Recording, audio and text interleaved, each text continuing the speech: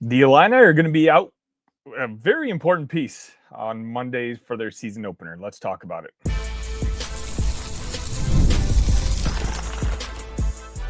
You are Locked On Illini, your daily podcast on the Illinois Fighting Illini.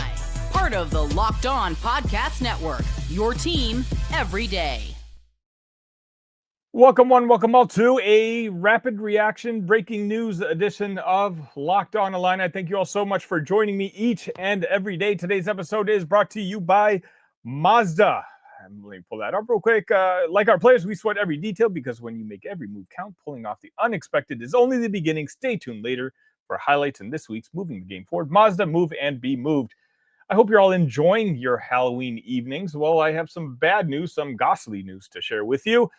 Jeff Goodman of the Field of 68 reports that Mihailo Petrovic is going to be missing the opener against Jackson State. Now, it's unfortunate, obviously. Let's just talk about Mihailo real quick, and then I'll give my thoughts afterwards. Jeff said in his article that he was obviously recently cleared by the NCAA.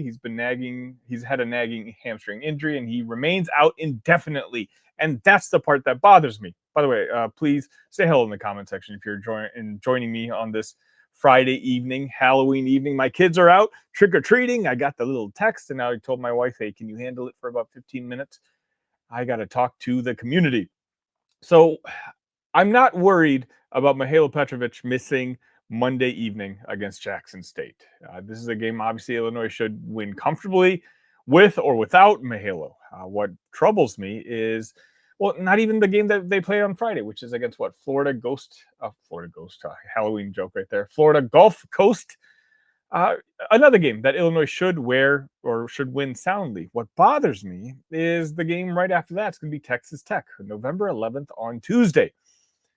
One of the main concerns I've already had about this team is the lack of depth in the backcourt, right? Now if Mihailo, Keaton Wagler, or Kylan Boswell, if one of them were to get in foul trouble, then you're going to be counting on a guy like Brandon Lieb to step up in a position where he may or may not be ready to step up this early in the season.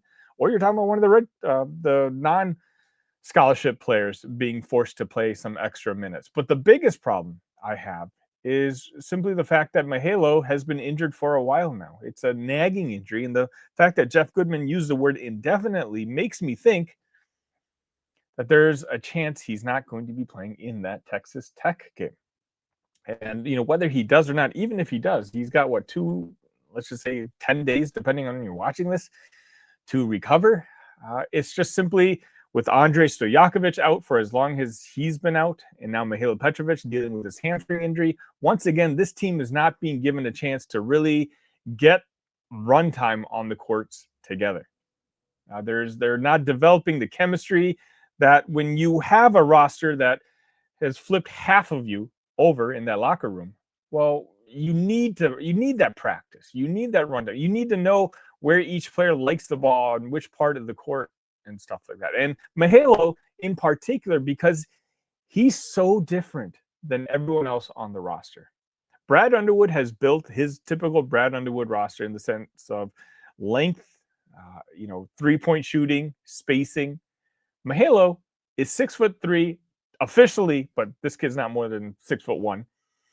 If you actually see him in person, he's a complete jet. He's super fast. He's not a guy who you want shooting the ball necessarily. He's the kind of guy that you put your head down, he attacks the rim, and he causes chaos for the defense, where he finds the open man. And to try to incorporate him, if you're resting him against Jackson State, I'd assume maybe you're resting him against Florida Gulf Coast. And then his first game could be against Texas Tech. Texas Tech it's a very good basketball team over there. And so, again, you're talking about one of your vital players, one of your most important players missing the first two games and then just hopping right in and being like, all right, Texas Tech. Luckily, that game is going to be in Champaign, but it's just a backcourt depth, which it's going to be a challenge for Brad Underwood early in the season. This is where we're going to see if a guy like Brandon Lieb is ready to play. I apologize for that. it's unfortunate just because we're all so excited. I just got finished. You'll notice my outfit, my hat. I just got recording the season preview episode, which will be released on Sunday with a very awesome guest. I think you guys are going to love this episode. I'm super excited to edit it. But with that enthusiasm comes stuff like this, where you just kind of hold your breath. We already have Ty Rodgers out for the year. Oh, actually, we don't know if it's out for the year, but at least indefinitely. Let's put it that way. It could be a year. It sounds like a year. We're not hearing anything specific in that regard. Then Andrej Stojaković, he's missed a month and a half now with his injury. Now he looks like he's closer to coming back in all the tapes that we've been watching, but we don't know. And then we've heard of this Petrovic injury over the past week and a half, where we're all sitting there waiting for him to get cleared by the NCAA. Finally, we get the great news that he was cleared by the NCAA. And then he's injured. He's hurt. And he hasn't been practicing all that much. So the pressure is going to be on guys. The pressure is going to be on a guy like Kylan Boswell, Tomislav Ivicic, and maybe even a guy like David Mirkovic. We're going to have to count on him even more. Just early in the season to really kind of throw him in the deep end and see if he really is the player that he's been showing, at least in the exhibition game. And from all the rumors and feedback we've gotten from that exhibition match against the Florida Gators. We're going to need our veg. Luckily, again, we don't need our A team against Jackson State, nor do we need them against the Florida Gulf Coast team. That's not my concern. My concern is just the simple fact that when they suit up on against Texas Tech, and I'm even sitting here guessing, I don't know whether Andrej and Mihailo are going to be suiting up. What kind of chemistry are they going to have on the court? Because you're going to need it. This is a fan base who's excited about its basketball team, but we had such a nosedive when it comes to once Illinois football lost that game to Washington. There's so much enthusiasm, all that enthusiasm from potentially making the college football playoff on the football side. Jumped over to the basketball. Hey, it's basketball season. Hey, Ken Pom has us ranked number 6. Hey, Evan Baya has us ranked as a number 9 roster. Of course, there's a lot of enthusiasm for this basketball team. But it's the one thing that you can't control, injuries. And the fact that Illinois is already battling injuries is not exactly an ideal start. We're a very deep team, don't get me wrong. And so in a different scenario, this team could be in trouble. But when you have a roster that can run 8, maybe 9, honestly, on some nights you can run 10 guys out there. Losing Mihailo is not going to be the problem. It's just a specific situation with Mihailo not practicing with the team all off season. And then when he was able to practice, Andrej was out. And when Andrej is still not ready to come back, but now that the season we've been gearing up for the season, Mihailo has been dealing with an injury. Most of you guys know I'm very high on Mihailo Petrovic. I think that he's, for some reason, cooled off a lot in the public perception. And I know there's some other content creators out there. I'm talking about, him coming off the bench, which I get that. Don't get me wrong. I think roster construction wise, it's okay to bring Mihailo off the bench because you have more size and balance with Kylan and Keaton as your starting 1 and 2. But I still think Mihailo could be one of the 3 best players on this basketball team ultimately, if I just judging it by my own eye test. And now you're going to take a look at a lot more responsibility being given to Keaton Wagler.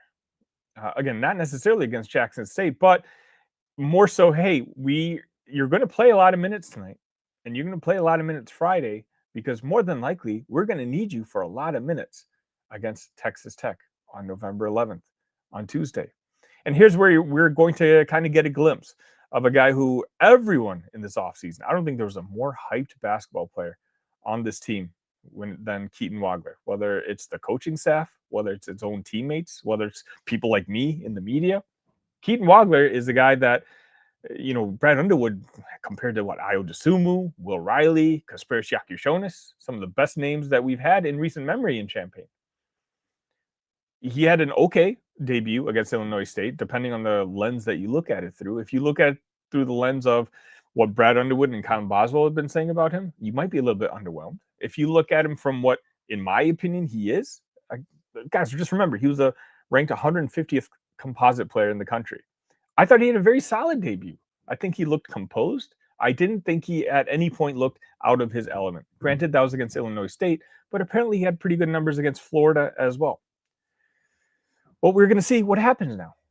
It's not time to mess around now. It's not time to test out scenarios. Now the season is here, and Keaton's going to play a very important role on this basketball team. It just happens to be the timeline's going to be sped up a little earlier than probably originally planned. Whether does that mean now he's going to play 30 minutes?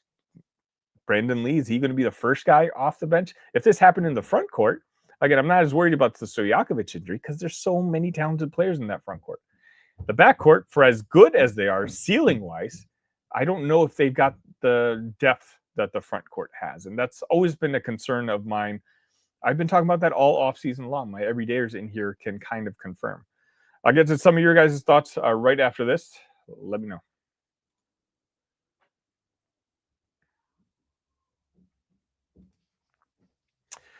TM says no biggie at all. You're right in the big pictures, in the little pictures scenario, because again, it's Jackson State. Jackson State's a middling team, right? It's a team that, quite honestly, your backups would probably beat soundly. But I hope you understand. I think from a big picture wise, that my concern is I want these guys playing together in a competitive environment, where you're not playing against your teammates on the other side of the court. You're playing against legitimate opponents that want to beat you. And, basketball is such a game of rhythm and chemistry, maybe more so than any others. And I think that's why I went live all of a sudden. I'm venting a little bit. And that's what frustrates me the most. Games Guru also says, it's fine. Go Illini. TM says hello, thank you. Illini Chiefs fan says shouldn't matter for the results of this game, but really wanted to see him play. So do I.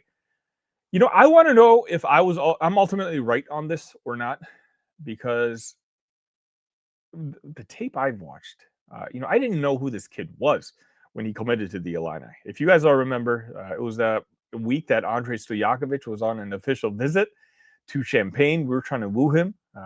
It was between us and the North Carolina Tar Heels. Where is he going to commit?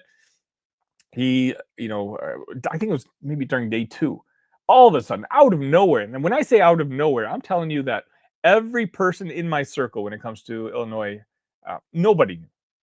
And so all of a sudden I'm like, all right, well, now I got to catch up on this guy. Who is he?